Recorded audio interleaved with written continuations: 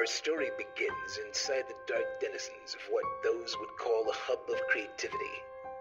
The people who work there are expected to be adequately compensated.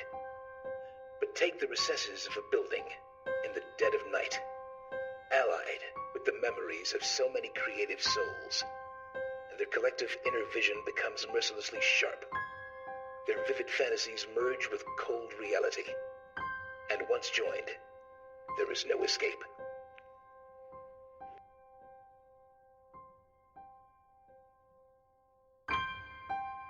Submitted for your approval, a very special edition of But That's Not Important Right Now, where we talk about the lives of people who work in advertising, or at least who used to work in advertising. Perhaps you still work in advertising, but again, that's not important right now. What? What the hell? You disrupted my flow, man. What did you do? You disrupted my flow. You had me. That is not right. And now Rod Silling has a meltdown on radio. Welcome to But That's Important Right Now. Thank you for joining us. That blood-curdling scream is sponsored by Spunky's Doggy Treats. No, not Spunky's Doggy Treats. It was not sponsored. It was not sponsored by Spunky's Doggy Treats. It was sponsored by Boris and the Crypt Kickers. No? But I want to give a shout out to Richards in Westmall, the Halloween shop. If you want to go and get them, I've always bought stuff from Richards. So Richards, you don't need to pay for this, but it'd be nice if you did. It'd be nice if you did. Send us money. All right, so we're going to be doing something a little different today. We're actually waiting on our guest. This is obviously going to be Monday the 25th, which is not Halloween yet. Halloween is a ways away. Right. We are not going to define Halloween in the usual sense, but we are going to use this as an opportunity to talk about. What are we talking about today, John? Well, today we're going to be talking about some of the, how can we put this? Some of the scarier moments that we've had when we were in advertising, whether we're talking about phantoms or earthquakes or really creepy people. And do the voice for it. Do the voice for it. Do the voice for it. Okay. I promise I won't disrupt you this time. You promise this time around? I promise. Give us a little summary of what we're going to talk about in the voice. Okay. All right. Here we go.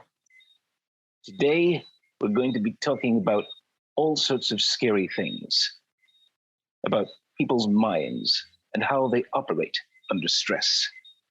Today, we are going to be talking about how people function under pressure, and if that pressure is going to be our liberation or our downfall. That is what we'll be talking about. Whether we're talking about the paranormal or just the paraquet, we have no idea. So something like that, yeah. Paraquet. No. I was just gonna laugh. Sorry. You just laugh. That's what it's all about. It's all about you to be funny. I think it's because, yes. Who are we? Before we get into the scary stories for Halloween. Okay, before we get to any of the scary stories, we are talking. Okay, well, I can speak for myself and I can say that I have been in radio and in advertising for 3 decades, which is scary enough. But the vast majority of it is that's horrifying. That's horrifying. And 8 of those 30 years were spent in advertising. Now, as a copywriter, as a senior writer, and trying to meet deadlines, trying to beat deadlines, which is scary on its own, because because sometimes I can safely say that I can't recall ever having to ask for an extension of said deadline. So and I think that by itself, to me, I'm very proud about that. I'm very happy about that. Anyway, that's what I used to do. I used to write. I used to be a senior writer I used to be this award-winning senior writer, I guess. And but now I'm hosting a show on Platinum Hits 103.5 FM. So listen out for it, called The Platinum in the AM, where we play a lot of hits from today, as well as from the 80s and 90s and so on. So you can listen out for that. And my colleague, one of my good friends, Ian Reed, you tell him what you do. You're a maven when it comes to you're a graphic. You're more than just a mere graphic artist. You are you know a lot about.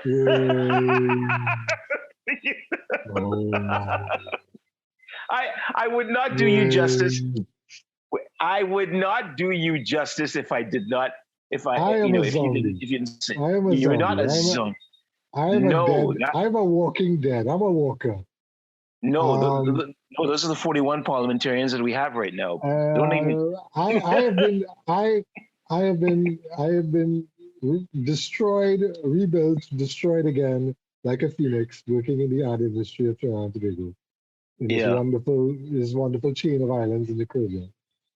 And I've had the pleasure of working with Mr. Butts over there on many a campaign, also in the most scariest of situations, meeting the client. That is true. That is true. Because sometimes the client can be quite formidable, for want of a better word. So actually, another writer, friend of ours, Avalon. Shout out to Avalon. Hi, Avalon. Avalon made a very good comment to me one year. She said, "Working in advertising is like working in war. It's like trying to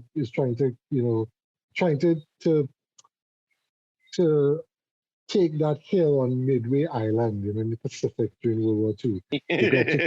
You got your campaign, you got your execution, you got your deadline. Yes. Everything sounds like that you're on the verge of horror. You're going to see the horrors of war when you work in advertising. So now we're not going to talk about war. We're going to talk about the horror of working in advertising. Some of our stories that we're going to talk about tonight. Now we have a guest. Our guest is Mr. Damion St. Bernard, otherwise known as Night Shift. He's Night Shift for a reason. Yes, he worked with the dead. Did he really? Wow. Well, he claimed that he has a story. I'm waiting to see. We wait to see what his story is. Yes, let's wait to see what his story is going to be about. This will be interesting. This will be fun. He's just coming to join us in a little bit. He has to go on. I don't know. So we are talking specifically tonight. Well, this morning, today in the bright sunshine of Monday. What's scarier than a Monday, though, guys? What's scarier than a Monday? Nothing is scarier than a Monday. You know what's going to happen this week? What's going to happen this week? We have no idea what's going to happen, and that by itself is scary. Scary. Because it should make you shit your pants. No, but I think we're kind of doing a kind of fireside chat situation here where we kind of going to talk on things. But one of the things that was told to me was that line from Baz Luhrmann's song, where Sunscreen. Yeah. It was Vonnegut, sorry. It wasn't Kurt, but it wasn't. But it wasn't Kurt Vonnegut. Kurt Vonnegut never wrote that. It wasn't written by Kurt Vonnegut. It was written by a lady for the Times, wasn't it? Right. Yes. Well, the line is that you should not worry because the things that will trouble your worried mind will not. You what's the line? There was something with blindside. The line goes. Yeah, the line that goes like this: worry, but remember, the worrying is the equivalent of trying to solve an algebra equation by chewing bubblegum. The real troubles in your life are the ones that will never cross your worried mind, the ones that will blindside you on some idle Tuesday. So yeah. That's exactly what we're going to talk about. Things like that, where sheer terror Now, just like war, working in advertising is long periods of nothing and There very it is. short bursts of sheer terror. Yeah. And sometimes those short bursts can be very long and they undulate between sheer terror and, um, you know, calm terror, calm terror, Damion, calm let's terror. Let's let in Damion and we can start the show properly. Damion! Damion! Damien's connecting to audio. Damion! Damion, can you hear us? What's There up, you guys? go. Hey! So we just Nice. did a little introduction and we were just about to start our first story. So you came in just at the right time. Oh, nice. Right. So what we were saying is working in advertising is like being at war. There are long periods of nothing and then short, intense periods of sheer terror. Would you agree with that assessment?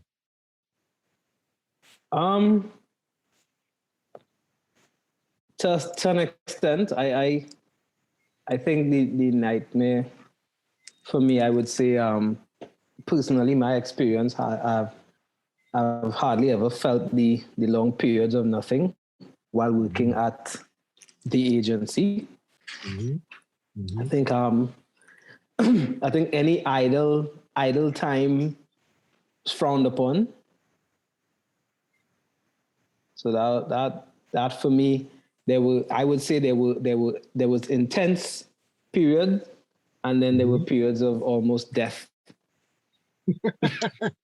Whoa. Whoa. All right. Okay. All right, then. Okay. So I was just going to start right as we came in to start the first story. So let us gather round the round table. Yes. Let's gather around. And let us regale the stories of yesteryear.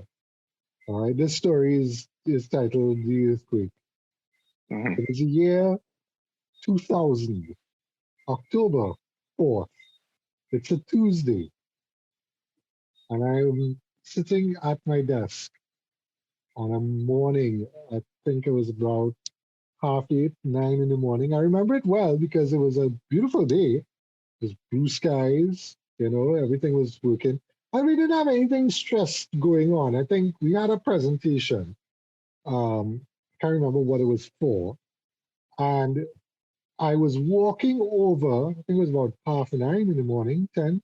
I was walking over to one of the other art directors who worked with us. His name was Jerome. If Jerome hears this, I hope he's well. And I just happened, and I always remember this because it was just, we talk about being quiet and calm, and then the proverbial shit hits the fan. I remember touching Jerome on his shoulder to ask him a question. I can't remember if it was to ask for artwork or if it was something related to work or something. And all of a sudden, the whole place just starts to shake. And I didn't know what it was. I honestly thought that Jerome was shaking because I was holding on to him. And then Jerome says, "Hey boy, it's an earthquake." So everybody gets up out of their cubicles. Now you have to picture this. We have these kind of chest high cubicles. So when you stand up, you can see somebody, it's not so that they see the top of their heads. You can see from the waist up. And everybody's up. And I'm looking towards the creative director's office, which is all glass. And he's standing up next to a glass, sheer glass window. And he runs into his doorway and he starts shouting, "Get into the doorway, get into the doorway." And I know if you don't get into a doorway, you go under the table. So some people got under the table. And there's some people died on the table. And I turned around and I saw the car park looking like an ocean. It was literally rolling. They were like waves. Now we have to picture the car park is a two-story car park. So the top story, which Damion knows very well. Damion, you know that car park very well. Absolutely. Your car was stuck there for a long time. But that's not important right now. I just remember seeing the cars rolling like they were on the ocean. And I said, this earthquake is not finishing. So I ran over to the creative director and I said, we need to get out of here. And he pushed me away and he starts pushing everybody out of his way. As he starts running down the stairs, he literally knocked over one person, I remember, in the pell-mell for him to get out first. And I just remember running out the other door because we had an emergency exit. Somebody had opened that. I remember running out there and saying, I'm not supposed to be out here. Why am I out here? This is where the cars are all rolling. And then by that time, everything had stopped.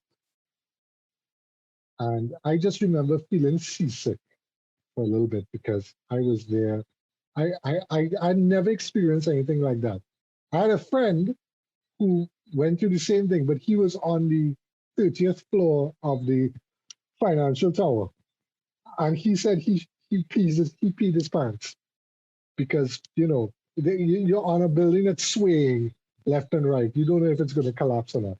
That thing lasted forever. It felt like forever. And I ran outside, ran downstairs.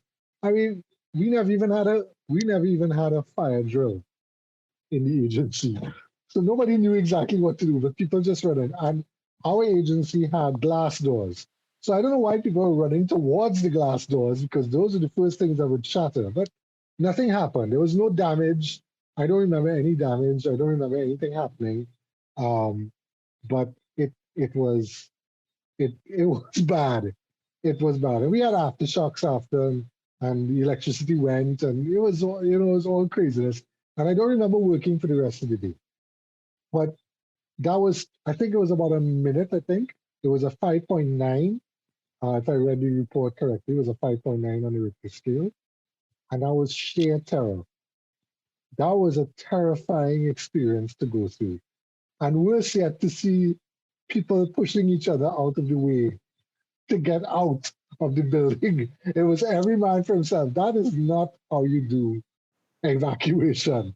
I think after we did a couple of drills and we tried to kind of do an OSHA thing or whatever, we did have an earthquake later on. We did have an earthquake, I think in 2011 or 2012, and a piece of the ceiling fell and nearly landed on an artist. And this is when Damion, you were there. I think you were there. Yeah, I remember that. You were there, right? And that was when we were in the new area, whatever. But it wasn't as bad as that one, I remember.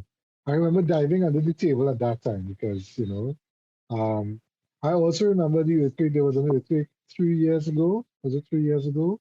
A bad one, John? Yeah, the last time we ever had an earthquake that bad, I think it was August 21st, 2018. Yeah, that was in the evening. That was in the evening.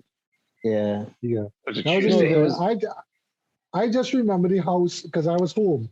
I remember I was outside. I just said my house is going to collapse. There's no way and as I said that, it stopped. And the aftershocks after when I was working at the other agency, the aftershocks in the building at the other agency I was working with had serious cracks in the building, and then the aftershock came and they evacuated us from the building. And then they told us not to come back in, and I decided to come back in. But those episodes of earthquake it is terrifying. It is terrifying, and I do not wish. I remember reading the story of the earthquake in Los Angeles, which pancaked the overpass. What was it called? That was in 1991, 1989.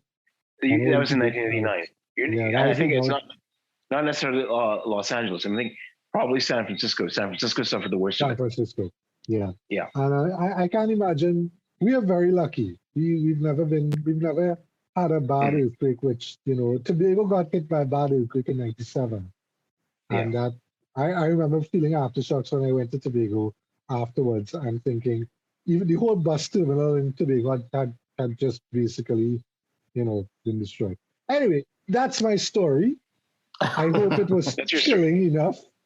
I hope that people think, oh my God, I don't blame anybody for trying to save their own skin. That's not what the story was for. But when you are in an earthquake situation, when I was in that earthquake, that aftershock that we had to evacuate the building at my second agency, it was an orderly progression out the building. You know, somebody said, let's go, let's work out, very orderly. So once you know what you're doing, I mean, this is 2000 and then moving into 2018, that's 18 years different. People have learned not to panic too much, you know. You would think that, eh? You would think that, but okay. You remember that earthquake, Jared? Where were you at that earthquake? You mean in 2000? Yeah. Oh heck, I have no memory of that. My earthquake experience at work. Well, I wasn't working in advertising at the time. I was working in radio. And what happened was we were it was a Friday. It was Friday, September 29th, 2006. I'll never forget it. We were there. I was talking with my head of news about some particular story, and we were arguing about which angle we should take the story from. I remember that. And what happened was it started out as a slow rumble. Mm-hmm. And at that time, a coworker, a female coworker had passed by, and she held on to me for dear life. Mm-hmm. And I remember the rumble got louder and angrier, and the floor felt like jelly. And this lasted for about 10, 15, maybe more than that, probably about 30 seconds, 30 to 35 seconds. But it felt like a lifetime. Mm. And, just part of the ceiling had caved in. And we were trying to get outside. We were trying to make a run for it. Mm. And like I said, and we spent the whole day really just trying to get some information as to the epicenter of the earthquake, how it happened. And that was a big one. That was probably about a 6.3, 6.5, and and that was a huge one.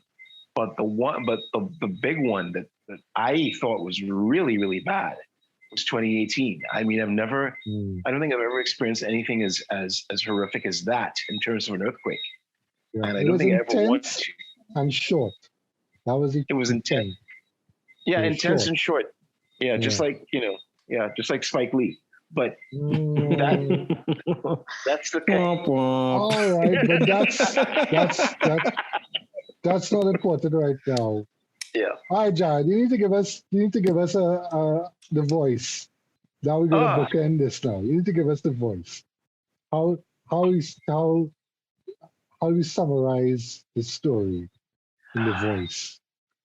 How do we summarize the story? You want to define it, and then we'll move on. We'll let Damion tell his story. So if you want to define it in the voice, define it in the voice. Okay.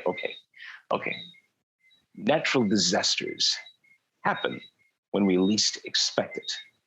They are not engineered by the thoughts of man. But sometimes there are man-made disasters of our own doing.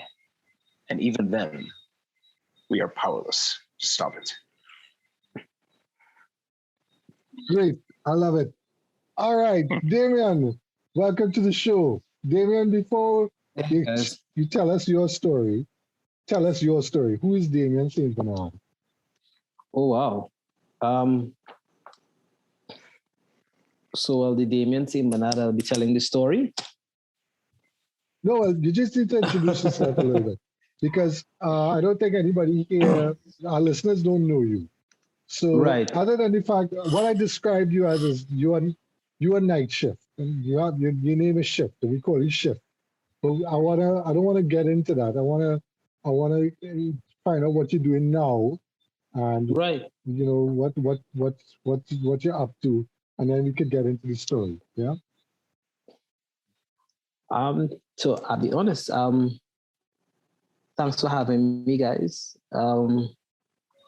It's definitely a interesting question, simply because of the nature of the season that the world is in. Yeah. And so what I would describe myself as a creative, a thoughtful creative. Right. if I had to kind of try to strip something down to its atomic level, what I do, I spend my day trying to help clients create better brands and trying to connect those brands to the people that they're interested in targeting. Mhm. So that's how I spend most of my time. It's started off with me thinking it would be fun to be creative every day, and it's become a series of meetings every day. But The horror. The horror. yeah. All right, Damion, tell us a story. Yeah. So I would start, I mean, because we each share connection with the agency. So I would start there, right? It would be, I can't even remember the year. What year was that, Ian, when I came to the agency? Oh gosh. Wow. I would have been 2005. I want to say 2006? 2005. Yeah, I want to say Yeah. 2005. So Mhm. so I worked at a printery, and just backstory. I think we met at a logo design launch. That's right. Yeah. So Ian and I go way back because Ian would have been the person who introduced me to McCann in the first place. Little history there. We met at a logo design launch that I guess we had done a design for, and we just got to talking. And you asked me, so do you do any freelancing? And at that time, I really didn't, but how could I say no? So I was like, of course, I do freelancing. And I remember Ian setting me up with a freelancing gig at the agency. And so I would go to work. I would stop work at 4:30, and then I would travel up to the agency and I would start, let's say, around 5:30 on an afternoon. And when everybody would get up to leave, I would remain sitting there.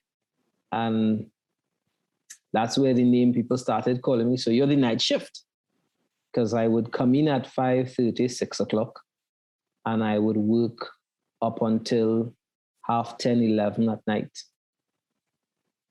And so very early on, I was charged with the responsibility of being one of the last people in the agency, if not the last person in the agency, and closing things up. I would call a taxi and the taxi would take me home. And so it didn't happen on nights, strangely enough, when I was with someone else. So there would be an AE there, and there were two other guys who we all were working on this very secretive project for the agency. And I remember the first time it happened, we were sitting at the table and we were just kind of going over some design changes. And so it was the four of us. And you heard the bathroom downstairs toilet flush. And at first, I did not register what had just happened. It took me a couple of seconds, and then I kind of did a head count. I was like, 1, 2, 3, and myself 4. And I asked the question, is there somebody else downstairs? To which the reply was, oh no, that's just the ghosts. Now I knew that it was a joke, but I know that I heard the toilet flush. And that was it for the first night. The second time it happened, there were actual footsteps walking up and down the agency staircase. Whoa. I kid you not. I was terrified. Goodness. But again, I was with company. I think it wasn't like until 2 weeks into my night shift program that they started trusting me and leaving me alone to lock up the agency when things were done. So I would come in, they would leave tasks for me and say, okay, this is what you have to do today. And I would be by myself in the agency, just me. When I was finished working, I would take the phone, I would call taxi service, lock up the agency, and I would be on my way home. But 2 weeks into it, I was by myself. And I hadn't heard the friendly ghost for a couple of days. So I thought, well, it's fine, I can be by myself. Here I am sitting behind my desk, churning out work because, you're being diligent. And I hear the toilet flush. And this time, I get up and I think I was trying to be brave. So I literally got up and looked over. And the weirdest thing happened because I noticed that the light downstairs flickered on and off. So with the flush of the bathroom and the flickering of the light, I was not about to wait for anything to come running up the staircase because that was the next thing. Goodness. And I remember literally switching off the machine, picking up my bag. And if you know the agency, there are 2 exits, right? You can exit I had the key there was upstairs and then there was downstairs where you put in the alarm. But because I was by myself, what I would normally do is I would come in through the front door, and when everybody left, I would lock up downstairs and I would exit through the top. So I remember quickly switching off my machine and making a beeline for that door upstairs. And I kid you not, that light flickered. I was out the door locking and I could hear footsteps coming up the staircase. Guys, I'm not one to be afraid. I always say that my flight or fight is more fight than flight. But that night, I was out the door. I had to call the taxi service from my cell phone because I was not about to stay in the agency with me and the phantom of Oh, don't use the name. You mean the phantom of the agency? We call it the poltergeist of the department. I don't know. You come up with something else. Oh my God, Damion, that was good. That was good. I will give you some backstory because I never heard that story. I don't think you ever related that story to me. Not in that kind of detail, no. But my first question is, you worked as what we call night shift, and night shift actually was a very, very new concept in agency life. Let's put it this way. No agency in the territory ever did that. Mm-hmm. Right. What would happen is the agency would stay late. So the team would stay late. You see? So there was never a guy or a group. Okay, so you were like one team in a way, right?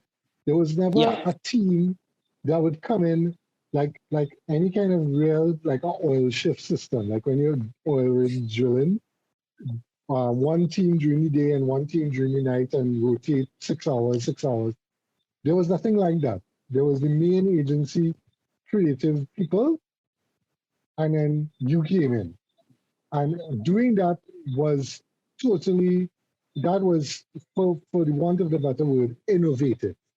Yeah, We were being very revolutionary. innovative with that because there are a number of things. One, the individual in question in charge of the creative, I'm sure had to give up a lot of his trust, or not just give up his trust, make himself trust the process. And this is a Yeah, big deal because they quote unquote the middle management people cannot leave somebody to do the work. They have to sit down with them. They have to do the work with them. And you right. staying there, and you did that for a long time. You did that for at least 6 months, Yeah, yeah, right? yeah. So it was. I always thought this was very, very, and I thought it would actually move into something bigger. You know, we could create a whole team that just works at night and do all final artwork and do all of the things that the creative team didn't have time to do during the day. You Right. know, and I thought, well, this is a step forward. And then I don't know what happened. I don't know how it ended up Um, stopping. You ended up being rolled. You ended up being rolled into the day shift, quote unquote, eventually. But yeah. they stopped. They stopped the night shift. Why? Because there wasn't enough work. No, I think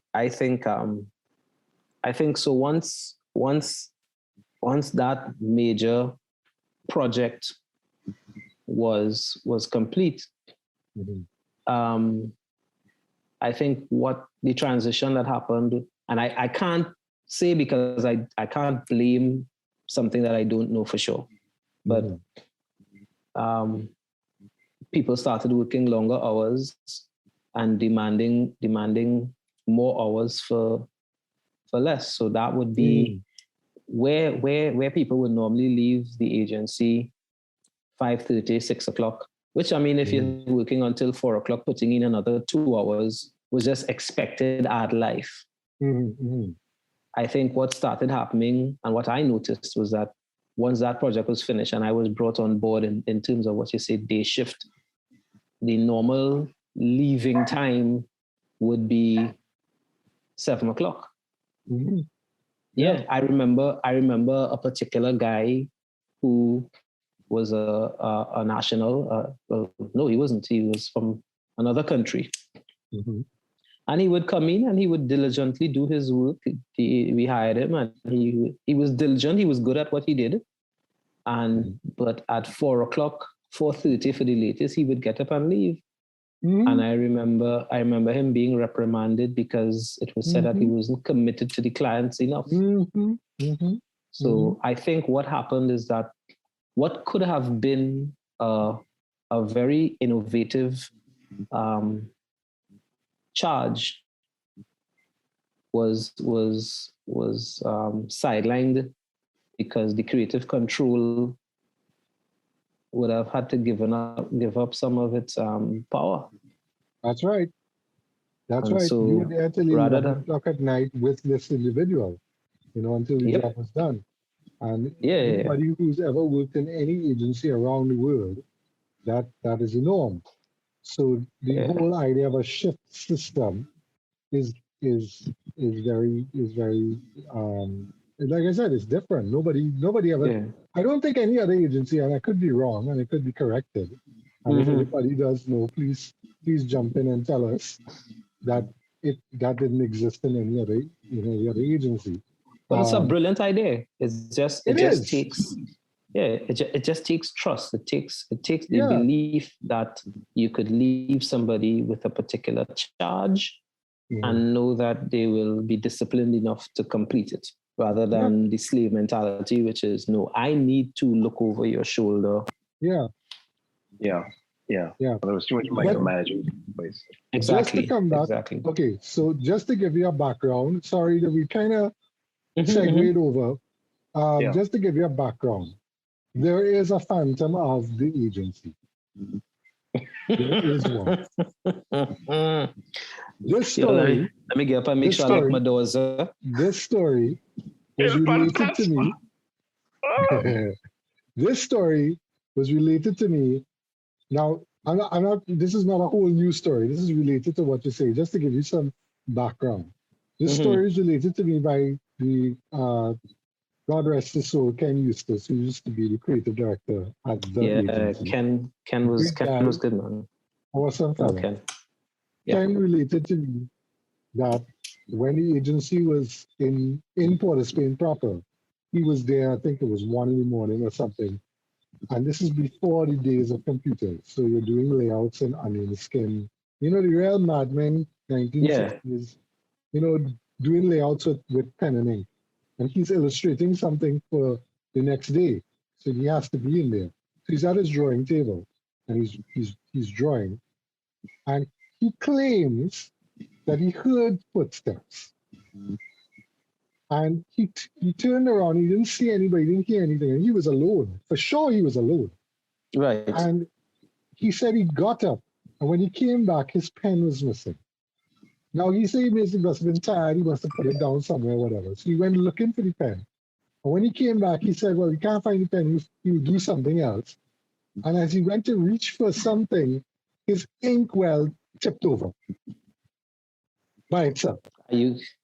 Are you kidding? And he picked up himself and left. My pause. He said, he had never worked late ever again. Say, F that, I'm never doing it. Never doing it again. Right? Now, I've never asked anybody if they verified that story. That was Ken telling me that story.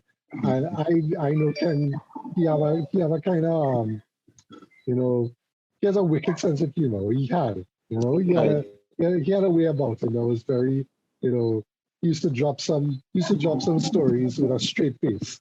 You know, he was the classic, you know, creative man. You know, he was a Renaissance man. He used to do all kind of stuff. So, you know, telling this kind of story is telling a yarn like that isn't beyond him to make up, you know.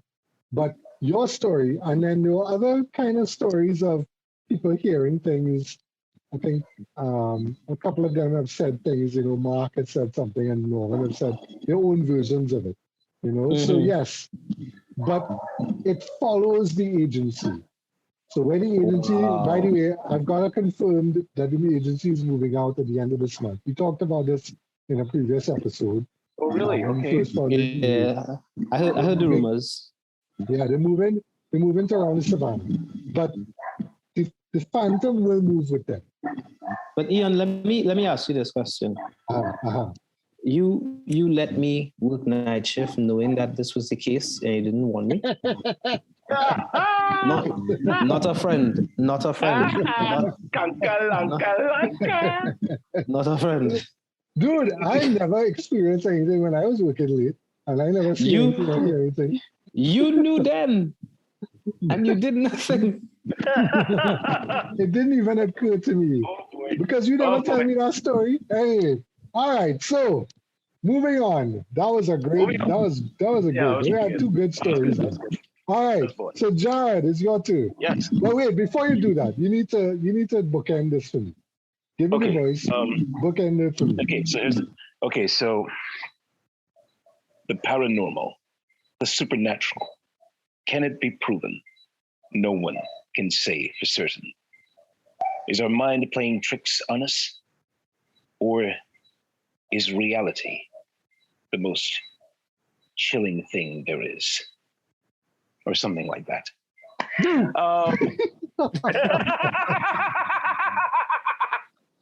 So I always say you should be teaching a class, you know.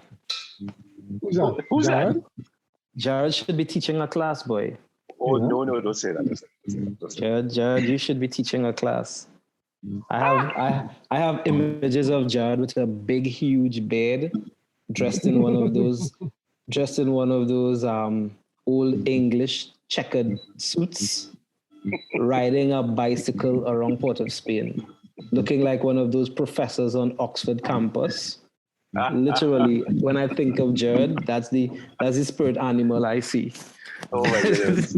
Jared, you are the guy who sells poetry in Nightfall store in Miguel Street. Yes. That's how I picture the guy who sells poetry. That character. Oh, you mean B. Wordsworth? Yes. Wordsworth, yeah. That's what I picture. All right. So, Jared, tell us your story. What is your story called? This is like a scary, funny story. So it's not really, it doesn't have anything to do with ghosts or anything like that. But it's scary, funny. It was a Friday. I'll never forget. It was a Friday, and I think I had just started working in the agency. I think it was like in sometime around late 2007, and I think we had this tradition at the agency, whether it was the first Friday or the last. No, every time somebody got into the agency, somebody new, he or she was supposed to sponsor doubles or something like that. Yes, I remember. That was supposed to be the tradition. I think that's not what happened. What happened was we had scored a huge coup in securing a particular client, and to celebrate, somebody in his infinite wisdom decided that we should have doubles for breakfast. And from time to time, we'd be lining up just to get our doubles and to make sure that everything was just fine and dandy. Back in the day when doubles didn't cost $7, but that's not important, right? So anyway, so we had our doubles, and the thing about it is, the doubles had a special kind of pepper sauce. We had no idea that the sauce in question was scorpion pepper sauce, the hottest pepper sauce at that time known to man. So figuring that we were Trinidadians, we're accustomed to eating our hot food. We love our hot food. We love it spicy and all that. And we had our doubles. And the thing about it is, the most insidious thing about it was when it started to burn, it was just a kind of slight kind of burning sensation. And then as the doubles started to melt in our mouth, the pepper sauce merged with the chana and the barra started to melt our mouths. And I think everybody concerned, everybody who consumed it, we were just doubling over in pain. And I think about 4 or 5 of us just holding our tummies, dropping to our knees, and we started experiencing bouts of cold sweat. I swear. And I think some of us hallucinated. Some of us had, we were hallucinating. I know I was hallucinating because I was seeing some things I shouldn't be seeing. I swear. I thought I saw an oversized coffee cup coming at me. The pepper sauce was that intense. And before long, you had to go to the men's room, to the bathroom. That's what I'm wondering. Do one out of 2 things. It was either to disgorge what you had previously ingested, or you could, or the other way. So yeah, and before long, I mean, I don't think we had much work done that particular day, because we were just in a daze. I mean, from the moment by the time it was all over, somebody had gotten us, I think, some Pepto-Bismol or something like that, or some sort of antacid, some sort of cream or something, that when we ingested it into our system, it was coated, and we were okay after that. But let me tell you, we just could not focus on anything that particular Friday, and and we started, and I think from that moment on, we were we never used that guy for doubles anymore. So we went to another doubles vendor, and we thought, okay, this time around, we're just going to make sure that the pepper is really nice and slight and everything. So that's one scary, funny story. I thought another story that was particular. It wasn't this next story that I have is not particularly scary, but well, it was to me, because in case you haven't realized it as yet, I'm a bit of an introvert. And No, I am. I know. Most creative people Most usually creative people. are. I was just about to say that. Most creative people. Most creative people usually are. And I'm a bit of an introvert. I was being sarcastic. I absolutely hate parties and, getting together and going for it. So what happened was, and this was close to Christmas, and we were supposed to go on some kind of a scavenger hunt or some kind of craziness like that. And I just had, to quote, to use an oft-quoted line in the Star Wars trilogy, I had a bad feeling about this. So, and to make matters worse, I was paired with the creative director and somebody else. And I just did not want to be a part of that particular, because everything with the focus back then was on teamwork or some sort of imagined concept, some idealized concept. It was a treasure hunt. Yeah. Treasure hunt, exactly. That's what it was. And now for the first time, I think I can, I didn't want to be a part of it. I wanted out. I hated it.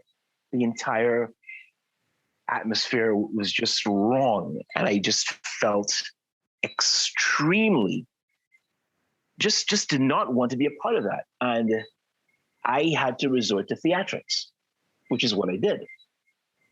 In other words, to use local parlance, a fake a sick,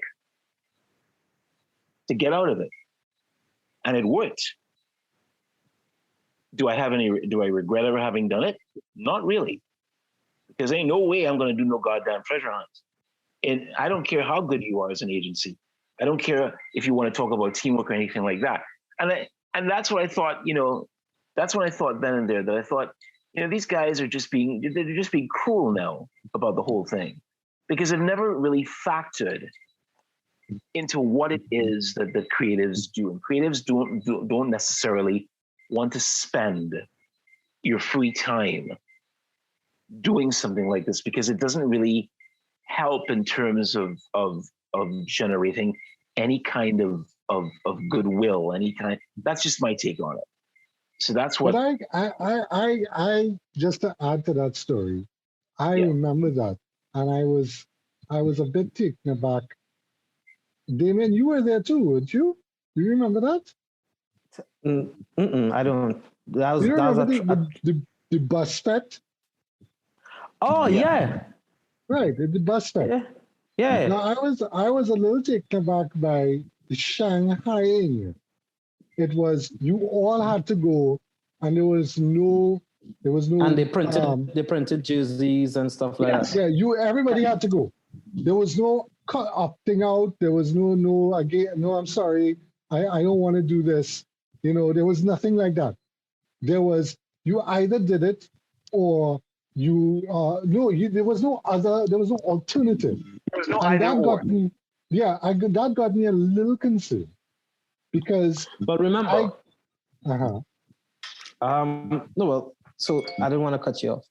Go ahead, David. So remember that this is the same agency that you had to fill a certain quota of what do you call that? Bonding, company morale. Was the right word, Jared? You're talking about being a team player. Yes, but it wasn't necessarily to build team. You had to show that you did something to build team. You understand? Sorry, guys. Hold on. What? People read messaging? No, that's one client who is super satisfied to the point where I probably need to put him on a ban. Congratulations on super satisfied. Yeah. Yes, go on. So you were saying. Yeah. And the reason I could say that is because I identify with what both you and Jared highlighted, because I've seen it happen. There's always a time where that particular agency would want to show that they are more of a team than they actually are, that they care more about the employees than they actually do. Yeah. Right? I remember once we were visited by a senior from another country, and the creative director was quick to let that person know how hard the creative department works. And I think he thought it would make him look good in the eyes of his senior to say how hard the staff worked. And the guy was so intelligent, he let the creative director carry on and on and on and on. And then he looked at him and said, "That's all good that you have your staff working so hard, but I haven't seen anything or heard anything from you to let me know how they de-stress." Yeah. And I remember the creative director running upstairs and coming to my cubicle and saying, "Damion, I needed to find out how much it costs to put a basketball ring outside." Yeah, I remember that. I remember that. I tell you no lies. I tell you no lies. So and at that time, the basketball ring wasn't so that it wasn't because I care about my staff being able to de-stress. Let me then put something in place. It was, I need to show my superiors that I have put something in place for them to de-stress. It was not about us. So it was the same thing with that bus ride. They didn't give a damn, sorry, pardon the expression, about you team building or de-stressing or anything like that. What they cared was that at the end of the day, they could write a report and send it and say, "Here's this fantastic team building exercise that we did. And so we've met a certain criteria, a certain quota set out for us." It was very, very false. And I think when you do something like that, because you're now, and this is where it ties in very neatly with our Halloween theme, because what are we? Are we an agency, or are we like a Stepford agency? Remember the Stepford Wives? The Stepford Wives outwardly have this look that they're so perfect, that they're so willing to do whatever their husbands tell them to do. And I actually think more of it as like Invasion of the Body Snatchers. That's even better. That's even better. Where you have to conform. Yes. You know?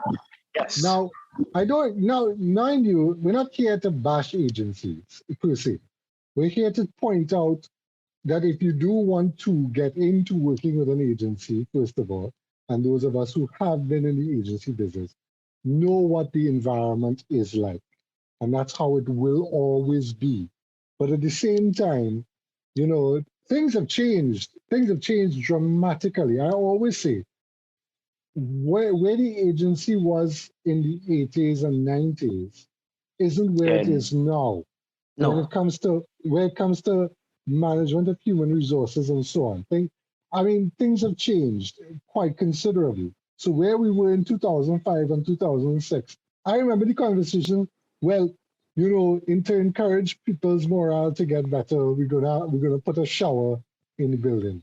I'm like, okay, that's great, but so the idea was, well, the employees would work later if they could bathe. And not just a shower, but a room to sleep in or whatever. I'm like, no, I just want to go home. Why are you making the agency like home? But yes, sorry, Jared, to go back to what you were saying about Stepford Wives and Invasion of Body Snatchers. That's expected, you see? That's expected. Jared, I think, has gotten a call. When Jared gets a call, his thing gets muted. So yeah, I mean, can you hear me now? Yeah, what happened there? You got a call? No, I didn't get a call. We just lost contact. No, but I was listening to you. No, I'm just saying. Yeah. So what you were saying? Yeah, like the Stepford Wives, the Invasion of the Body Snatchers, where the pod people are supposed to be these really perfect, seemingly perfect individuals on the outside, when in reality they've been taken over by some sort of alien organism, and And it kind of reminds me of not so much the 1956 version, but the 1978 version. Oh, because I love that version. You love that version with Donald Sutherland, right? Awesome. Because if you speak out, if you say anything, if you do anything, you are regarded as not one of them. You're an outcast. You're a misfit. Someone who doesn't really belong, and which it kind of defeats the purpose. It kind of goes against the raison d'etre, if you will, of what an agency is supposed to be about. Because if you're a creative person, chances are you're going to have your own revolutionary way of thinking. You're going to have your own. The trick is to do it in such a way that it does not necessarily militate against what the overall intent of the agency is all about. But at the same time, you've got to maintain your individuality. You've got to be your own. You can't just say, don't look at me and tell me that you have an either or option, that you have to be a part of this, because that was something that just spoke against my very being. And I refused. But I wanted to say, that I was actually kind of glad, because I remember going home with you. Because I was glad. I was like, it can't take much more of this either. But I was going to stick it out, But then when you did what you did, I was like, you know what? I could go home to my wife and child, because I was married, and I think Rohan had just been born. And I'm like, I prefer to be home. Quite frankly. Exactly. I prefer to be home too. It was fun to that point. I'm like, I've had my fun. I've had. So I think fun, and both Jared and you said it. Fun can't be mandatory. Yeah. I think that's the thing. So there would have been people there who would have just joined the agency, and it would have benefited them. But fun can't be mandatory, because then it's no longer fun.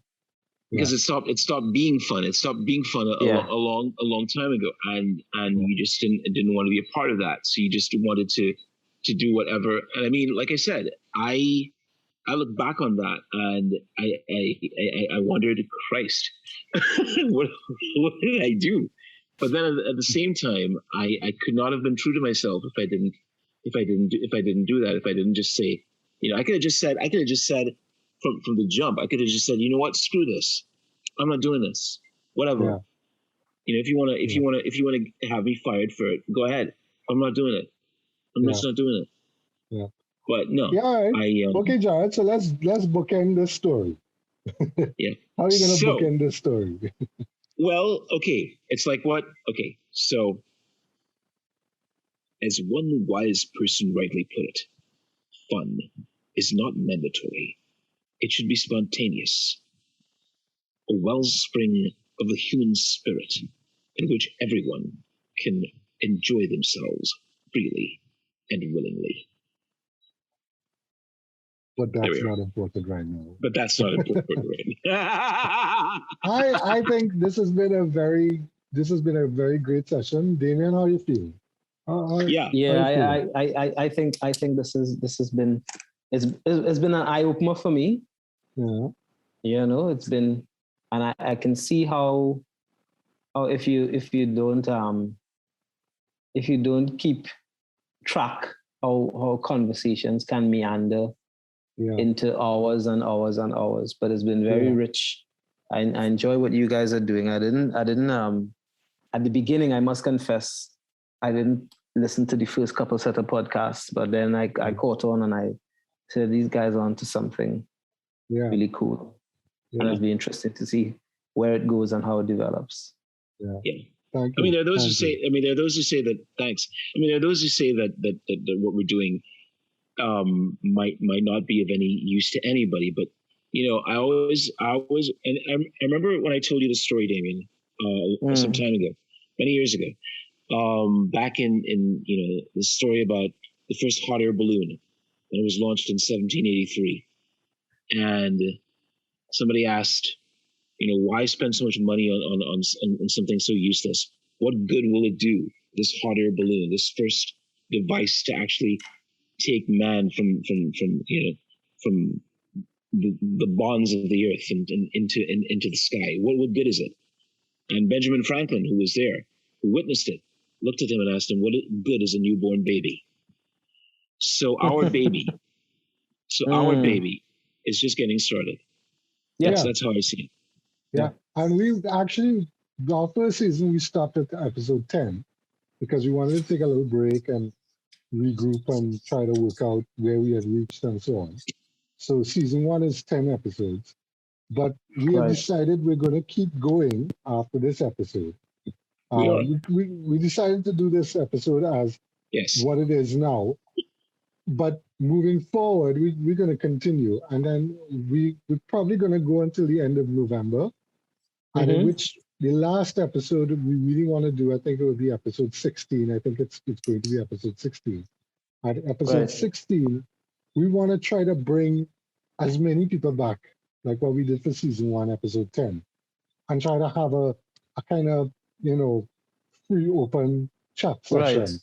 You see, the episode 10 with Anthony turned out to be extremely informative, just by accident. We didn't even expect that to happen. It was just like, Jared, what are we going to do? Just bring people. Anyway, guys, this has gone on longer than expected. I think I might have to edit this part out. So let's all bid each other good night and a safe journey in our minds, because we don't actually move anywhere. But Jared, if you want to just sum up tonight's, use the voice and sum up tonight's. Yes, use the voice. Okay, here we go. So there we have it, a compendium of all sorts of crazy things in the world of advertising. Will we ever come to any sort of resolution regarding it? We can say. All we can say is, but that's not important right now.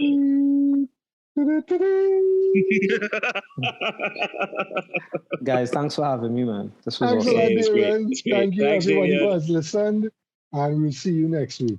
Have a great week. Have a good one. All right. Bye. Bye, guys. Bye-bye.